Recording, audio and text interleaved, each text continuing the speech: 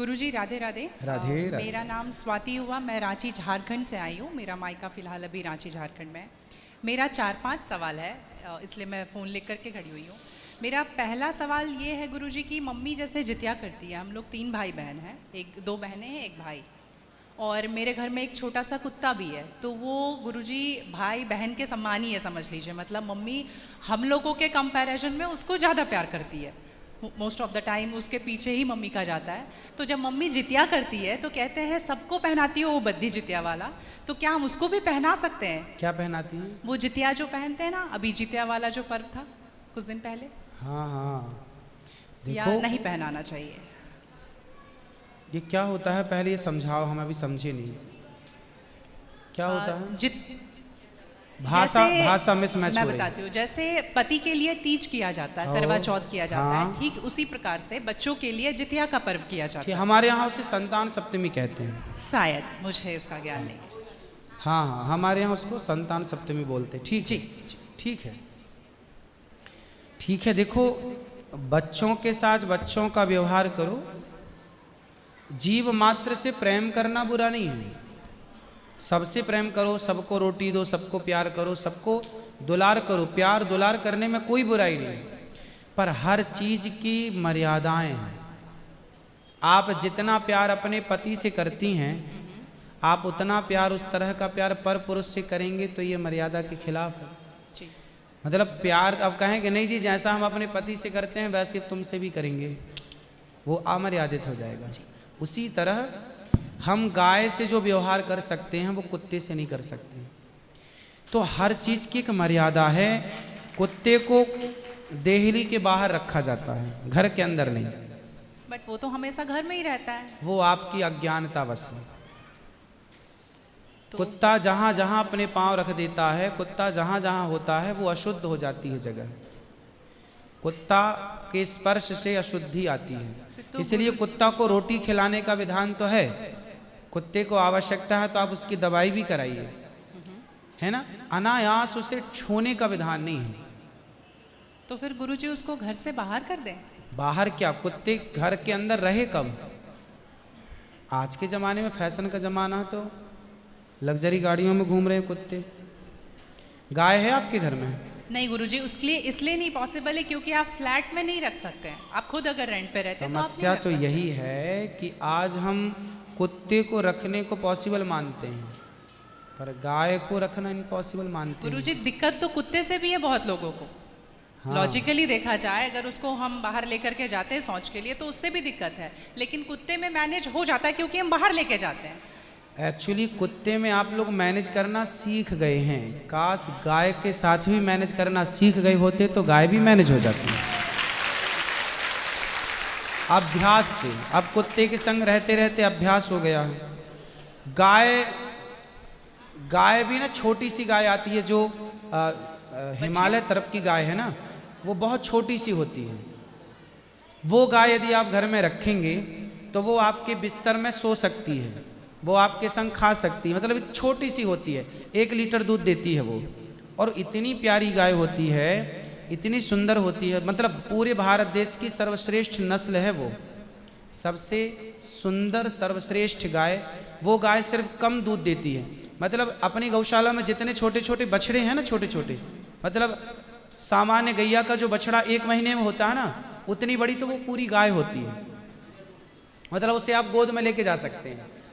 वो बच्चे की माँ बन गई है, लेकिन उस गाय को आप अपनी गोद में ले सकते हैं, वो भी गाय होती है। तो कुत्ते वालों को उस गाय के साथ मैनेज कर लेना चाहिए। अच्छा, मतलब उस हाइट, मतलब उस गाय की हाइट की ग्रोथ नहीं है, वो गाय की हाइट, वो गाय बहुत छोटी सी होती है, इतनी सी होती है कि आप उसे गोद में ले सकते हैं। आप उसे गोद में लेके पूरे घर में घूम सकते हैं। मतलब इतनी छोटी गाय होती है वो। देखो, भगवान को पता था कलयुग में ऐसा होगा, इसलिए ऑप्शन दे रखा है। आप कुत्ते को गोद में लेके घूमते हैं, पर भगवान ने ऑप्शन दे रखा था, हम लोगों का ध्यान उस तरफ गया नहीं। सही बात। गुरुजी, मेरा दूसरा सवाल ये है कि ये सवाल बेसिकली मेरी बहन के घर वालों का है। चिकन नहीं खाना चाहिए क्योंकि उसमें जान होती है, कोई भी जानवर नहीं खाना चाहिए क्योंकि जान होती है। प्लांट में भी तो जान होती है ना गुरुजी? हाँ होती है। तो फिर हम उसको तोड़ते हैं तो उसको नहीं दर्द होता? ऐसा उनके घर वालों का सवाल है, मेरे माध्यम से। नहीं नहीं, आप ठीक बोला कह गया। रहे हैं। देखो,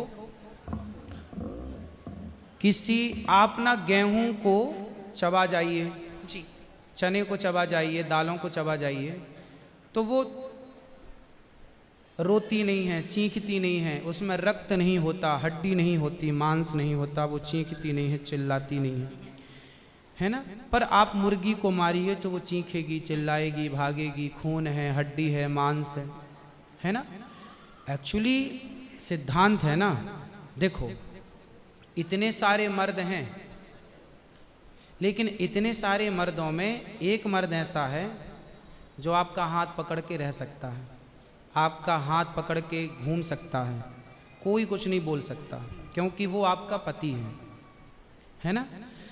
समाज ने आपको इजाजत दे दी, जी आपकी मांग भर गई, मंगलसूत्र आ गया, अब समाज ने स्वीकार कर लिया कि ये मर्द, ये पुरुष अब आपका पति है। अब आपको दूसरे पुरुषों के साथ देखा गया तो आप अच्छे नहीं माने जाएंगे। तो जैसे समाज ने एक पुरुष के संग, एक स्त्री के संग इजाजत दे दी, शास्त्र ने इजाजत दे दी कि आप इसके साथ रह सकते, ये लीगल है, उसी तरह आपको गेहूं, चावल, अंकुरित अनाज चीजें, दाल, चावल, सब्जी, रोटी खाना लीगल, वेद ने आज्ञा दे दी, ये खा सकते हैं। मांस के लिए आज्ञा नहीं दी। पतिव्रता नारी पराये मर्द के संग, पराये पुरुष के संग घूमेगी तो समाज उसे ठीक नहीं कहेगी।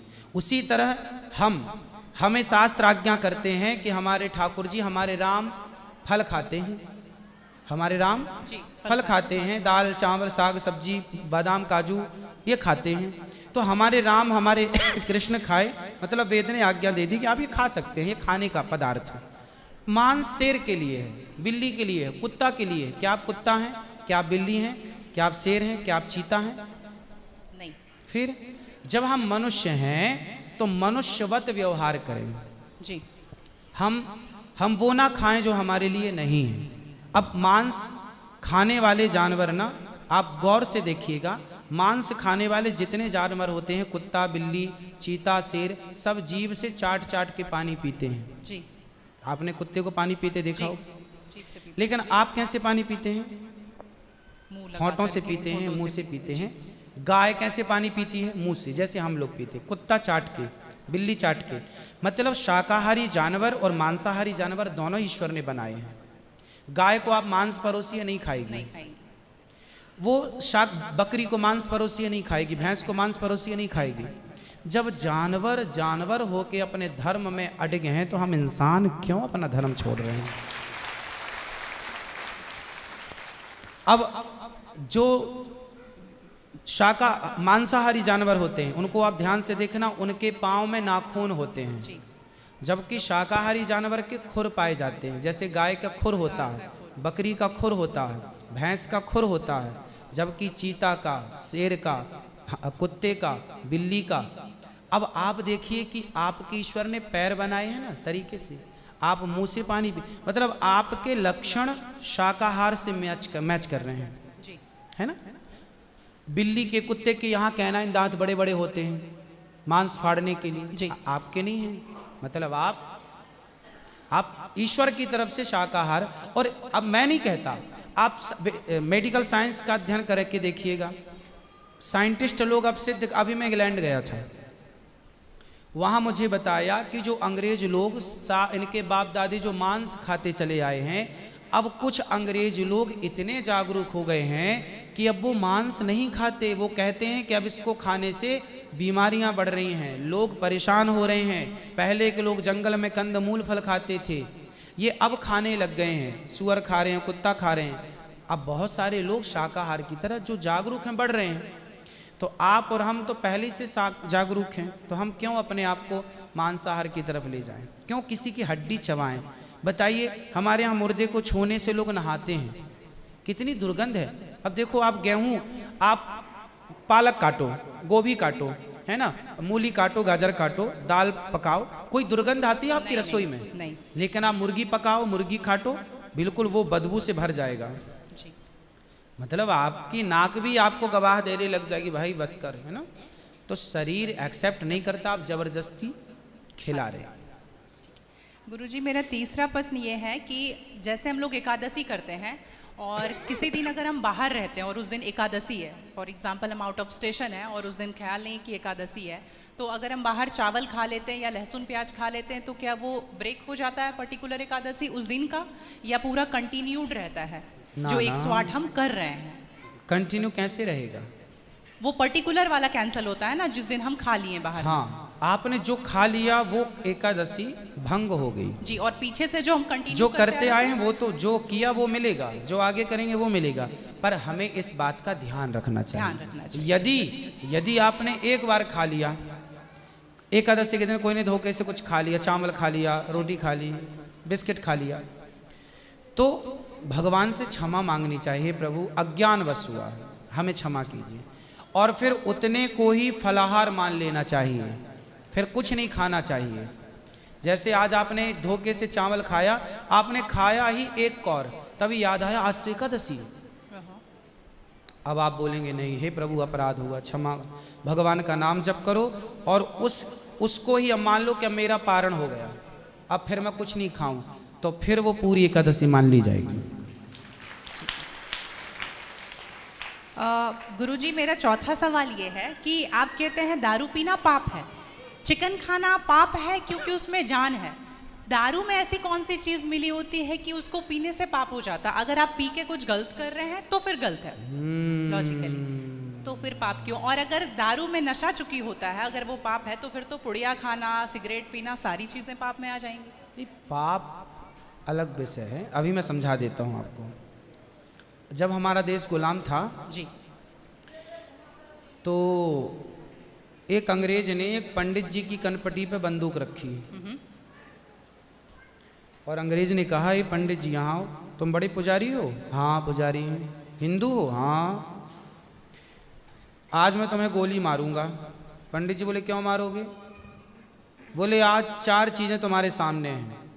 अंग्रेज ने 4 चीज़ें पंडित जी के सामने रखी। पहले, पराई स्त्री लाके रख दी, तुझे आज इसके संग रहना है। दूसरा, मांस रख दिया, आज तुझे मांस खाना है।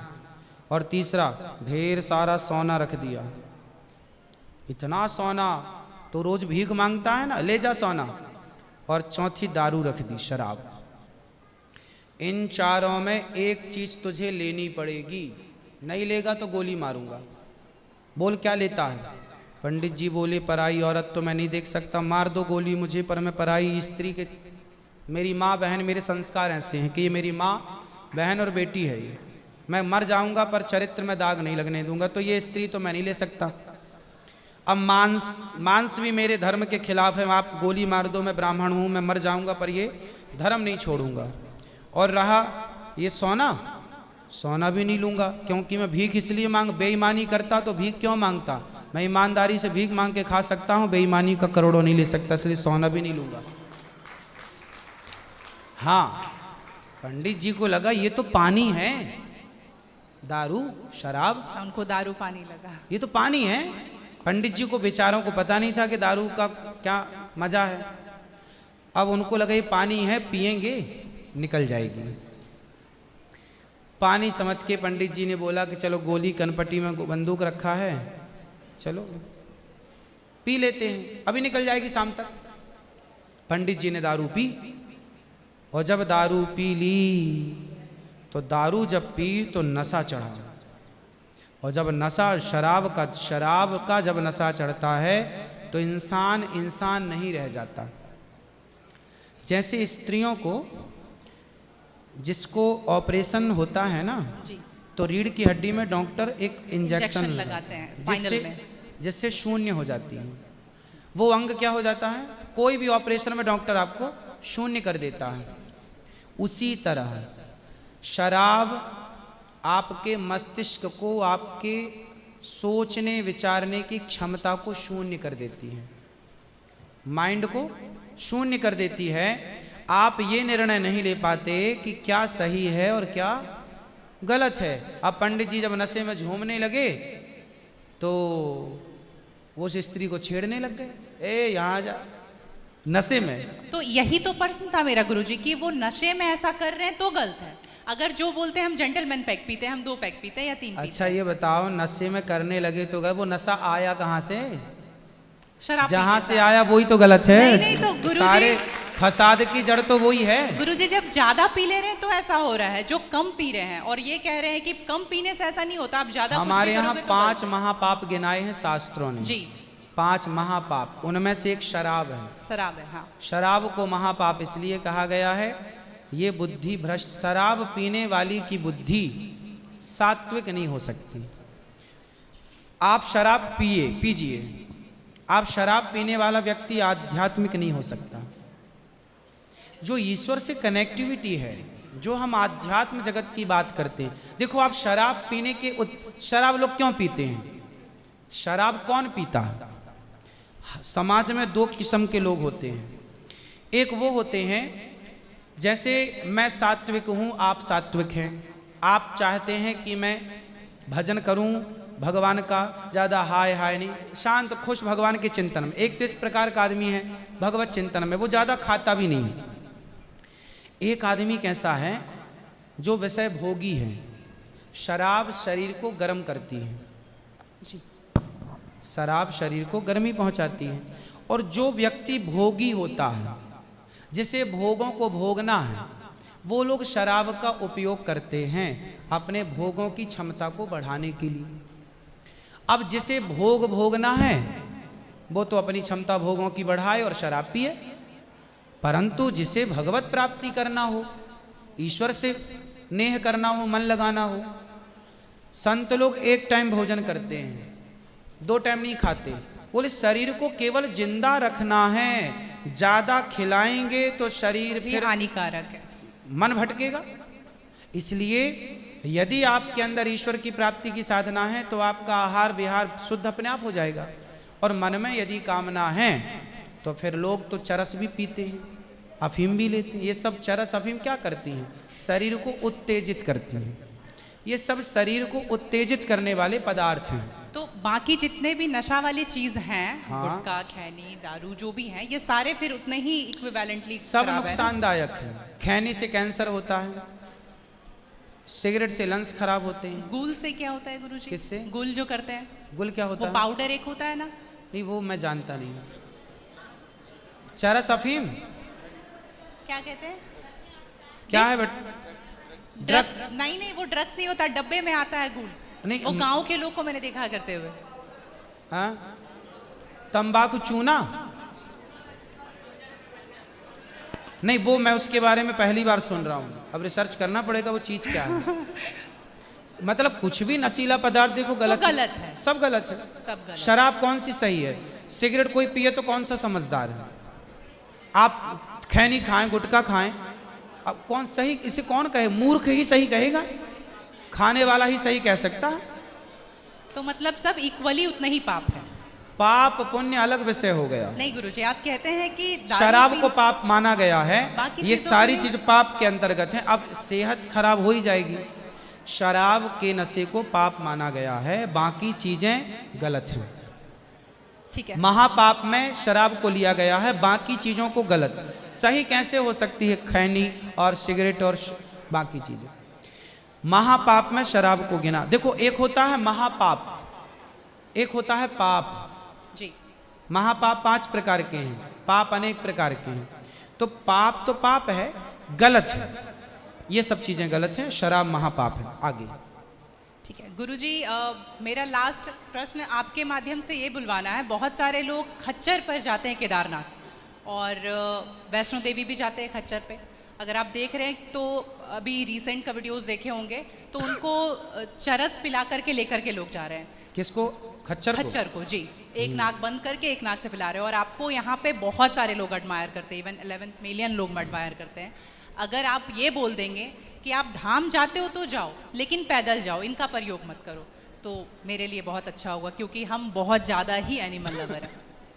तो ये देख करके लगा था मुझे कि कभी आऊंगी यहाँ तो आपके माध्यम इसलिए से पहले जरूर के लोग जब तीर्थ यात्रा पर वहाँ केदारनाथ बद्रीनाथ पैदल जाते थे, जी। तो इस उद्देश्य से जाते थे कि अब वापस नहीं आना। पहले के लोग जाते थे इस उद्देश्य से कि अब वापस नहीं आ रहा। नहीं आना, वहीं भगवत धाम में चले जाएंगे। आजकल इसलिए आज के ज़माने में तीर्थ इत्यादि जवानी में ही कर लो। माँ बाप को समय है, पाँव हाथ चल रहे हैं तो करा दो, भजन करो मस्त जवानी में, बुढ़ापा किसने देखा। तो समय से सब कर लो, बुढ़ापे में फिर तो खच्चर ही बचेगा। तो बुढ़ापे जो देखो बूढ़े लोग हैं जो नहीं चल पा रहे हैं पर आस्था है दर्शन की, तो वो अपने हिसाब से जाते हैं। नहीं तो गुरुजी हेलीकॉप्टर भी तो है ना। हाँ हेलीकॉप्टर का बजट सबका नहीं होता, हेलीकॉप्टर से सब नहीं जा सकते ना, उसकी टिकट ही महंगी है, 25-50 हज़ार रुपये लगता है, लाख रुपए भी लगता होगा, भगवान जाने, मुझे नहीं पता कितना लगता है। अब सामान्य आदमी कहाँ वो 50 हज़ार की टिकट कटाएगा, वो तो 1000-2000 दे के जाना चाहेगा। तो सबके अपने अपने बजट हैं, पर ये कोशिश करो कि हम अपने पाँव पर चलें, हम किसी पर बोझ ना बने। ये सही है कि हम किसी जीव को परेशान ना करें। यदि वो गधा वधा जो भी है खच्चर, वो यदि स्वस्थ है, क्योंकि हमारे यहाँ राजाओं के ज़माने में घोड़ों पर ही सवारियाँ होती थी, रथ घोड़ों के द्वारा ही चलाए जाते थे, तो उन घोड़ों का ध्यान भी रखा जाता था। पंच परमेश्वर कहानी है, जुम्मन सिंह खलगू चौधरी, उसमें एक इक्का गाड़ी की भी कहानी है ना। तो उसमें बैल के द्वारा इक्का गाड़ी चलाई गई, उसका जिक्र है। तो हमारे यहाँ पहले ना जैसे किसान खेत में जुताई करते थे, जुताई तो बैलों से होती थी, तो बैलों को ना दिन भर जुताई में रखते थे और रात भर उनको चराते थे। रात भर वो अच्छा घास खाएं, दिन भर उनको जब भी गर्मी पड़े 2 घंटे का रेस्ट, 2 घंटे छोड़ दें, वो चर लें, वो पानी पी लें, मतलब उनका प्रॉपर ख्याल रखा जाता था। आज कुछ लोग क्या है, पैसे कमाने के लिए उनका ख्याल तो रखते नहीं हैं, और वो पैसे लेने के चक्कर में ना उसको भरपेट खिलाते हैं, ना उसका पानी का ध्यान, ना खाने का ध्यान, तो वो कमज़ोर हो जाता है, मर जाता है कई बार। वही प्रॉब्लम है गुरुजी, वो 5-5 बार चढ़ाते हैं और आने के टाइम पे पूरा पाँव टूट जैसा जाता है और फिर उसका ध्यान नहीं रखते। उसकी खिलाई पिलाई हो, और एक समय होता है, यदि जवान है तो उसको उपयोग में लिया जाए, बूढ़ा है तो उसको रिटायर कर दिया जाए। अब बूढ़े गधे के ऊपर भी लोगों को बिठा कर ले जाएंगे, तो एक हर व्यक्ति जानवर हो या इंसान हो, हर चीज़ की क्षमता होती है। जवानी सबके साथ होती है और बुढ़ापा भी सबके साथ होता है जी। तो उन लोगों को भी इस बात का ख्याल रखना चाहिए। आप लोग भी अपने पाँव पर चलने की कोशिश करें, और कुल मिला के जीव पर कोई भी भार ना बने, जीव मात्र को हम परेशान ना करें। जी धन्यवाद गुरुजी, थैंक यू।